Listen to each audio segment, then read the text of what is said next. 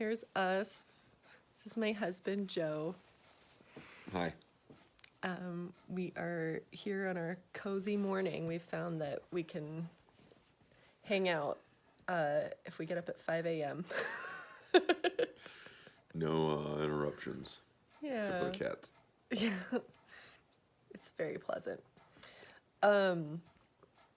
So I asked Joe to spend some time on video with me talking about parenthood and being married, and more specifically about having a wife who is on a spiritual journey.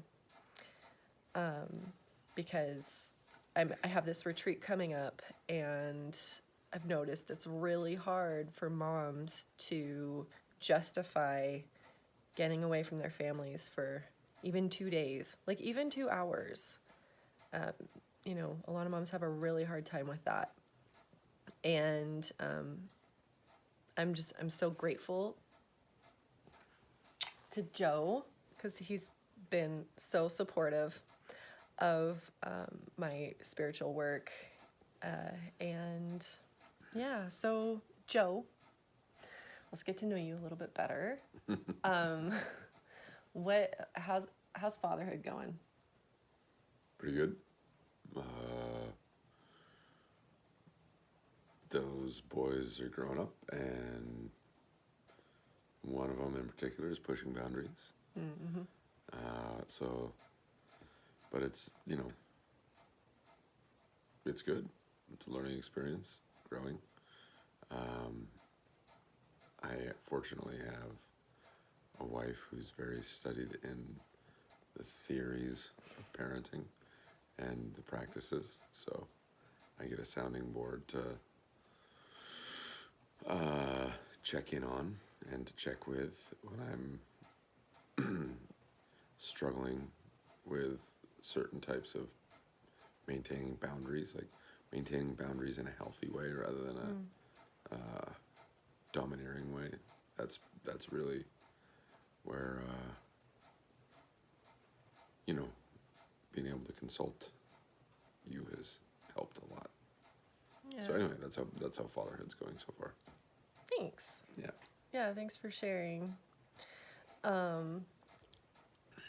Something I love about Joe is that he's like the biggest teddy bear sweetheart, and he's full of snuggles too. He talked about boundaries and not being domineering, but like what's really under there is the biggest papa bear. Just gonna say. Okay, that's fair. Yeah. Yeah. All right, and okay, so what's my next question? How's it going being a husband? Great. Like over the last 3 years in particular, we've hit amazing growth and growing together. Like that has been the amount of like emotional trust that has been built with in our relationship to soothe my personal wounds, like as far as making all my trigger points feel safe. Like that's really come together, and like I didn't think it could get this good, you know what I mean? Yeah, and also to say like there's work that we've been doing together, and we've had support not only for us as a couple but us individually. Right. So what are the kinds of things that you do as a man that help you? Well, being able to like tap in to some sense of community with other men has been real good. Like I've got a Wednesday thing. Yeah. Like a bunch of other tradesmen and I get together and just kind of bullshit, I guess, is bullshit, but also kind of discuss work stuff, like just commiserate on all sorts of things, life. Got a friend who's in the process of losing his partner to cancer. Oh my gosh. Yeah, and like we can,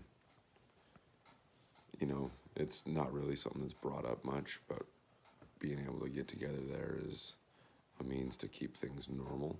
And occasionally, we do talk about it, but for the most part, it's a means to like just soak up the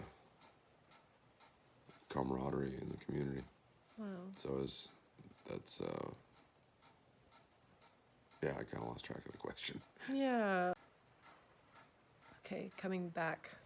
The alarm interrupted that. Well, thank you for sharing. I didn't know about that. Yeah. That is really important to have a regular gathering Mm-hmm. during times of loss and grief and just or anything. Yeah, well, I mean, just as a baseline, like it's something over the last I don't know, probably 5-7 years. Those guys have been doing it. It took a while for me to get to this point where I could be regularly attending, but now and it's funny. It's at a bar, but a couple of us just drink non-alcoholic drinks. Yeah. It's just a place to get together. Mm-hmm. And as a group, just being able to kind of just joke around with the owners and the staff, and like it's just there's a sense of community there. It's like unlikely spot that I ever thought I'd find one, but it's wonderful. So anyway, that's one aspect of your question, and I forget what the whole of the question was. Oh, I was just asking about you were talking about how much Individual stuff. Yeah, and you don't have to go into like super specific detail. That was a great one. Just having a group that you meet with regularly, and you guys love each other. Yeah. Yeah. I mean, don't try to get those guys to say it.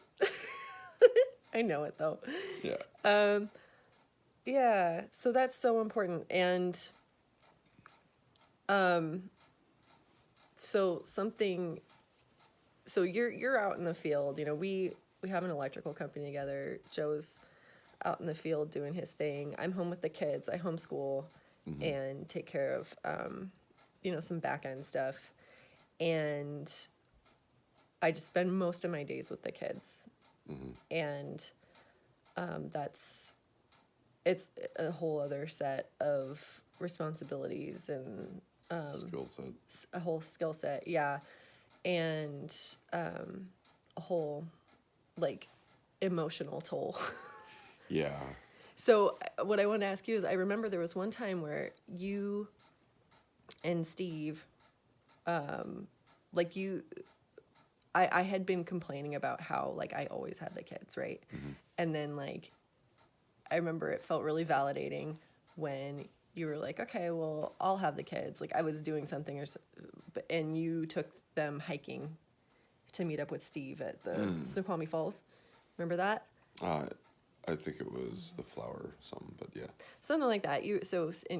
Steve had his kids, you had your kids, and I was like, wasn't it great to like see your friend and hang out? And you said, well, it wasn't really us hanging out. Like we didn't get to actually see each other or talk to each other. It was us parenting. It was like in the same vicinity, yeah. right. Yeah. So what's the difference? Can you talk about that, please?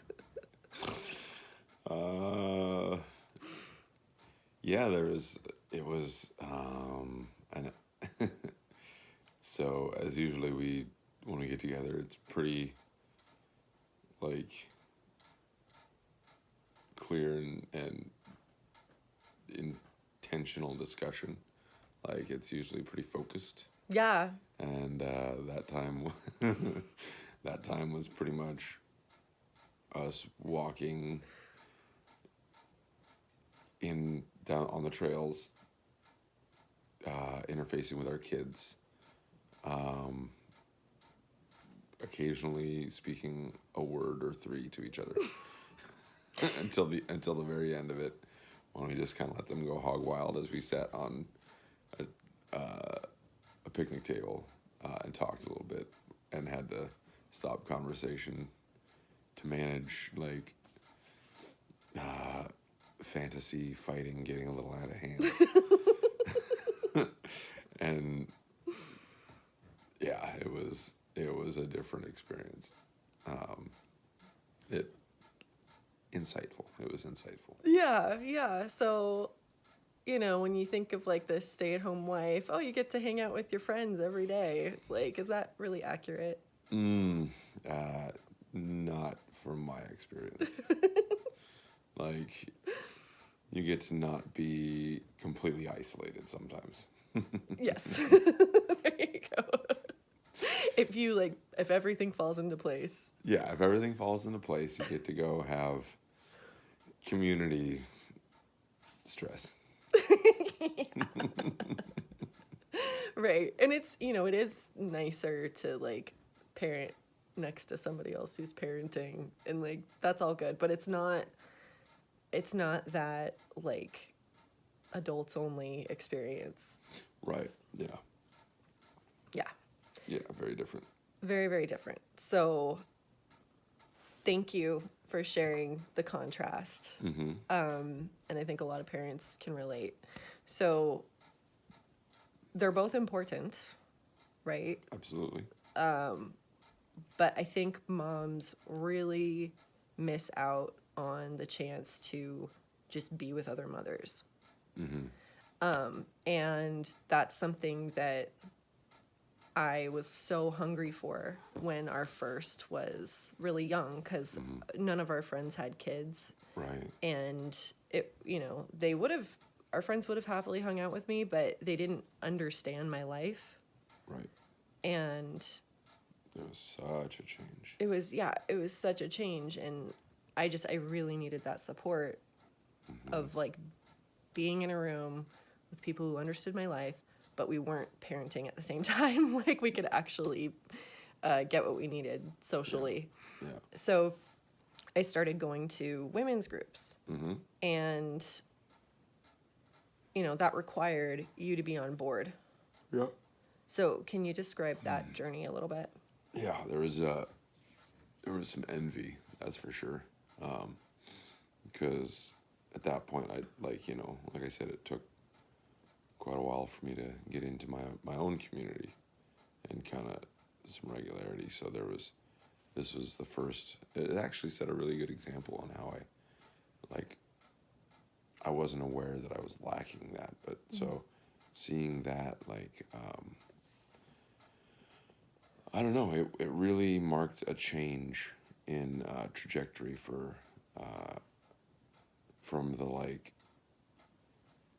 totally drained, just grinding at life that we were both doing. Like, and then there was this sense of a little bit of recuperation that would come back from, at first just kind of meeting up in the evenings, a couple times a month, to when like that first retreat would happen. Like, man, I was resistant. I seem to recall, like, you're gonna leave. Excuse me. But then I also remember that first time it came back, and with doing the depth work on that retreat, and when you came back, there was like this expansive bubble in which you existed, and like that you brought home, and that was surprising. Like, did not expect it, and it was kind of eye-opening. And then the inevitable kind of collapse that happens from that, like, came, and it was like, whoa, how can we get a little bit more of that other thing? Yeah, expansion and contraction, very natural process. Everything in the universe expands and contracts, and if you have this big amazing experience, it's going to come back down, and then you'll grow bigger than you were before. So just saying. Yeah, well, and so with those retreats, like, it's been and it's been a couple times a year, 3 times a year maybe, and like that expansion just kind of keeps growing, and the contraction, while that does happen each time, it's generally like it expands further and contracts partially, expands further and contracts partially. So ultimately, it's a net growth that has been just life changing over the past several years. Yeah. Yeah, I'd say several years. I guess it's now like almost 10 years, like 9 years. It's, yeah, so like it's a net benefit of huge amounts, I Yeah. guess. Like what? Like, can you Um, describe what are the differences? well, so okay, the expansion, I'd say, becomes like this. This is gonna get weird Yeah, because my well, analogies. let's just That, keep it really basic for the earth signs. Just kidding. Haha. We're uh, both Pisces. yeah. But no, but just really basic. Like you can just say like my way of being before and my way of being after. Like things that I would say, things that I would do. Well, You can talk shit. It's okay. no, I don't think that way. So Okay.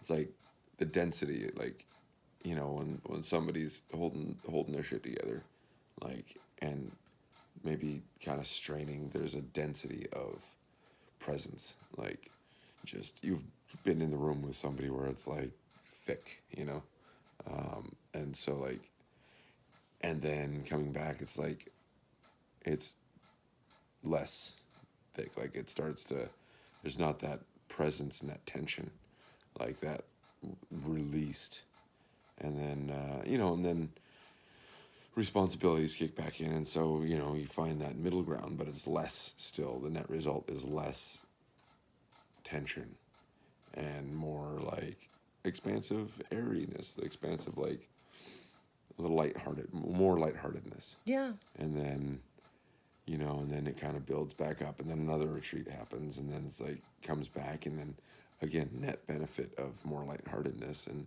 being able to like the thing that really came into it was like awareness of like a container for emotions, when you started talking about developing your own container, to be able to hold presence for yourself and for others, and like keeping an emotional and energetic boundaries of like being able to keep yourself in check, intact is a better way of saying it. Yeah. Keeping yourself intact while being present and dealing with your own emotions, but also like being present for other people's emotions without taking it on. Yeah. Because that taking on other people's emotions was such, like, once I saw the contrast of like not doing that anymore, I realized taking on other people's emotions, whether it's the kids and husband and other community members, like becomes such just like compression, like internal compression that sometimes explodes. And that's not pleasant for anybody involved. Like I know it wasn't pleasant for you when it would explode. When that sort of thing happens to me, it's not pleasant. It's not pleasant for the people who have to interact with that experience. Like, but when it like, but the retreat thing like really created that container, and you've grown that container, and then become an example for me to grow my own container, and that's one of the huge benefits is like through seeing you do it, I became aware of like where I could, should, and needed to. And then it also became a template for me to kind of, an example to see maybe how. And I've, we haven't really talked about this, but I've used you as an example, and like to really explore the ways in which I could create my own container and grow it. And it's kind of, now I've taken on kind of my own version of it rather than emulation, which is how I started. And then it's evolved into just, I've got my own path now as well. directly from observation. That's Like yours. amazing. And that's how it works. You know, it's like you have to be in the room with somebody to learn these skills. Yeah. Like a lot of people just read books or just take like online classes, or just follow accounts, and they don't actually do this work like in a room with a person. But we are energetic beings, and if you want to learn how to do this, you have to feel me. You have to like be there.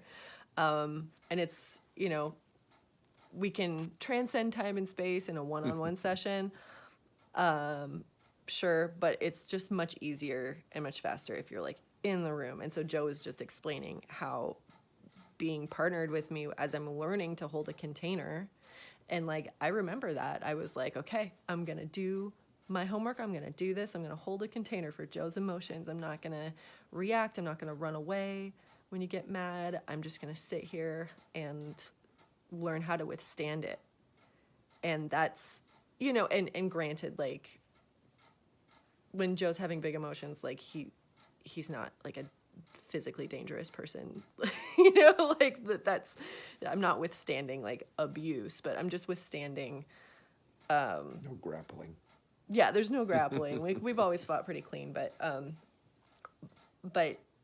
just, you know, it can be scary if like this big man is upset. Like a lot of women will try to prevent that. And I learned how to hold it, and because I could hold myself first, and I learned that on the retreats. Yeah. And I was held by other women while I was upset on the retreats. And it really takes that person to person contact. The interaction of energy fields Yeah. that happens in proximity that isn't able to really happen remotely. Yeah. Yep, we're animals. We are. We are. Yeah. Okay, so You animal. you animal. Yeah, so thanks for that. Okay, and then just being a dad and like, you know, the wife leaves and you're alone with the kids. How has that journey been? Good. Like at first it's daunting. Like, but then you realize you just get to be with your kids and like, you know, they're sometimes it's like, okay, let's just all watch a movie together and like zone a little bit. Other times it's like, okay, let's go to the trampoline park. Sometimes it's just hanging out and doing tickle fights and make believe. But it's I don't know, like empowering is it in a way. It's empowering. Like it's just like you know, just that sense of being able to kind of go off and do something on your own, where maybe you've had like not literally or not, you know, even that figuratively, but internally, personally, like realize I used your presence as a little bit of a crutch, or like holding my hand as a parent. It's like I didn't have to take on full responsibility. I'd sometimes just defer because, you know, you're the daily moment to moment parent, and I've, you know, and I come and go with work and such. So like the automatic deferrals get to be a little bit of a crutch. And like when you've been gone, like just establishing independently that relationship independently is cool, you know. And sometimes it's hard. Sometimes it's a matter of, because, you know, like one of them will be upset and you want to fix it or shut it. Not you. My tendency is to either want to fix it or shut it down. And, you know, and like I realized in the moment, and you know, it's happened a few times. It's like, what if fixing it becomes like this simpering, like, hey, you know, kind of giving away authority and power like to the kid, and it becomes an unhealthy dynamic. So that doesn't work. And then to shut it down essentially would be to like totally dominate and suppress their feelings. So it's just a matter of like, okay, I got to practice my own container with my kid, and just kind of let him be in that space, be there for support and presence if he needs it, or just go and give him his time and spend quality time and presence with our other son, whichever one the other one might be, and let them do what they do. And it's been a cool lesson to kind of like see that they'll have their feelings, they'll go off and do their thing, and then they'll come back, and then we can kind of reconnect, especially when that attempts to try to control the situation, whether through like, hey, fix it, or like, hey, just stop now. Those, once those went away, like, it's easier for them to process and come back, and it goes faster, and Less work too. less work, and then, but to come to that realization through the experience of just being in it and having to listen to my own internal feedback and not like glance over for like What's Bridget guidance. doing? Yeah, like, Bridget, am I doing this right? Yeah, good. Okay, yeah, I'll keep going. Okay, yeah, not to kind of eliminate that aspect. Yeah. It's good, like just that self-reliance, like building self-reliance in this area of life has been very rewarding. So, and it strengthens the unit as a whole. I've found. Yeah, definitely. Diatribe. Sorry about that. No, that's awesome.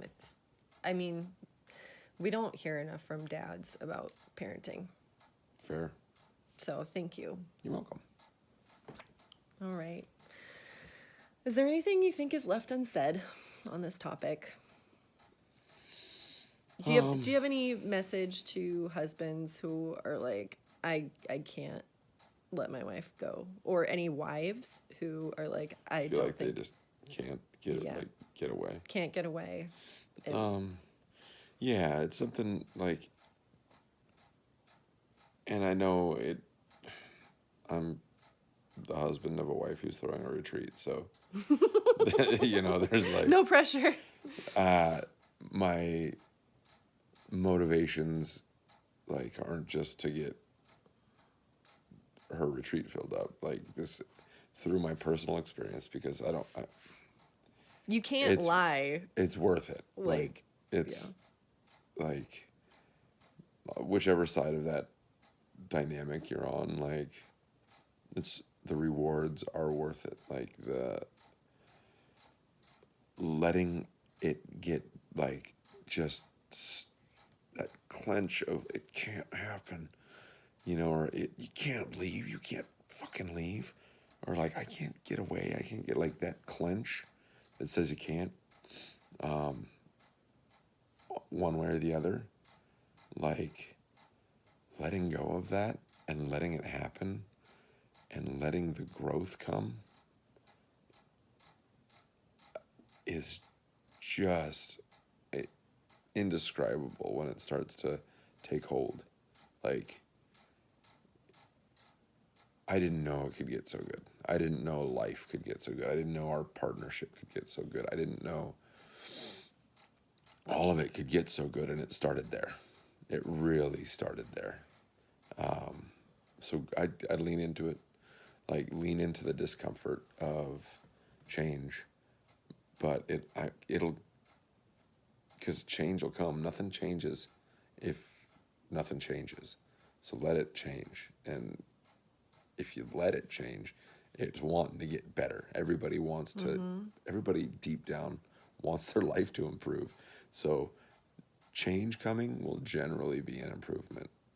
I'd go with it. Wow. Thank you so much. Yeah. Yeah. Even if it looks kind of bumpy at first, right? Yeah. Because there have been times where I've been like, actually, I'm a new person and I don't do this anymore. Yeah, there's been a couple of times, and this is our stuff, but there's been a couple of times like, I don't know if we want to do this.